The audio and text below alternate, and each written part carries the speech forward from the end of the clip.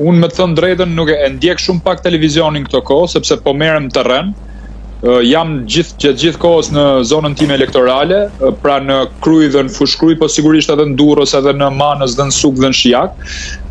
Ajo që dua të them Ilir, çka kam vënë re këto kohë, paktën nga retorika e kryeministrit, I cili është drejtuar qytetarëve shqiptar që do ju jap pasaportën europiane, me të thënë drejtën mua më duket shumë qesharake. Për shembull, tani sapo kthehem nga Budulla, është një fshat në komunën në njësinë administrative Bubq, ku nuk ka ujë, banorët mbushin ujë me bote dhe nuk ka rrugë të shtruara.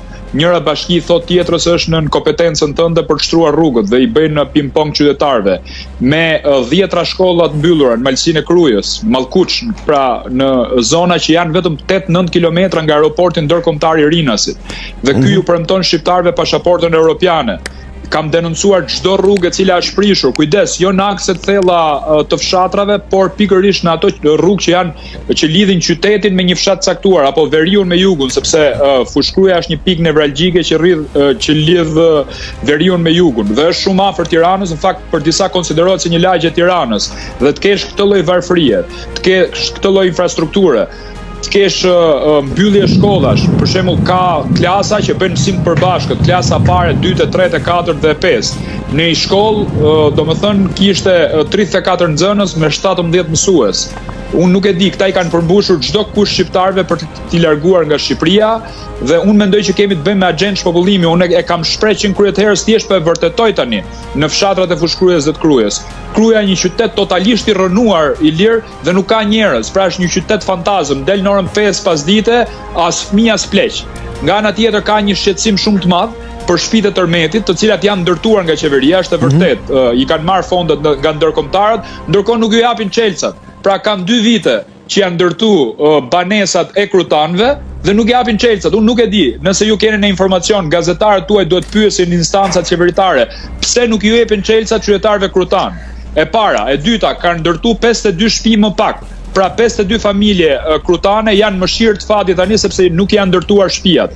Këta dakord që janë shumë keq me matematikën, po unë besoj që 52-shi nuk është një numër shumë I madh dhe duhet ja ndërtonin shtëpiat. Dhe ajo që është akoma më e keqe, ka njerëz të cilët sot e kësaj dite paguajnë qeran e shtëpisë me paratë e tyre, sepse bonusi I qeras nuk I jepet më.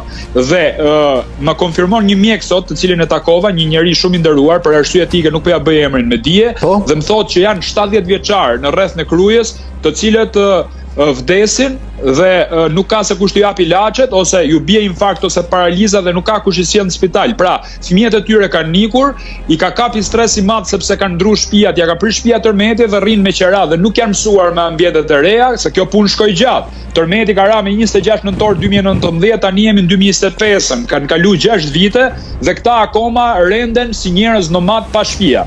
Pra, kini parasysh, moshat e treta janë pikë të hallit tani dhe këto unë besoj janë gjërat më emergjente që duhet të flasim, por mos me fol pastaj për situatën ekonomike apo punësimet sezonale që bëjnë këto me atë ligjin 602, ligjin e famshëm, që I marrin njerëzit me kontrata provizore nga 3-4 muaj punë dhe nuk ju paguajnë sigurimet shoqërore. Këta të fundit shkojnë për me marr pensionin pastaj dhe nuk ju dalin vitet e punës. Pra kjo është një skandal mjaft I madh, apo për fasoneri. Ka fasoneri cilat ata pronarët e tyre sillen si pronar bujkërobërish. Pra kemi një skllavëri moderne, nuk I paguajnë sigurimet shoqërore. Janë nënat tona, janë motrat tona që punojnë në këto fasoneri.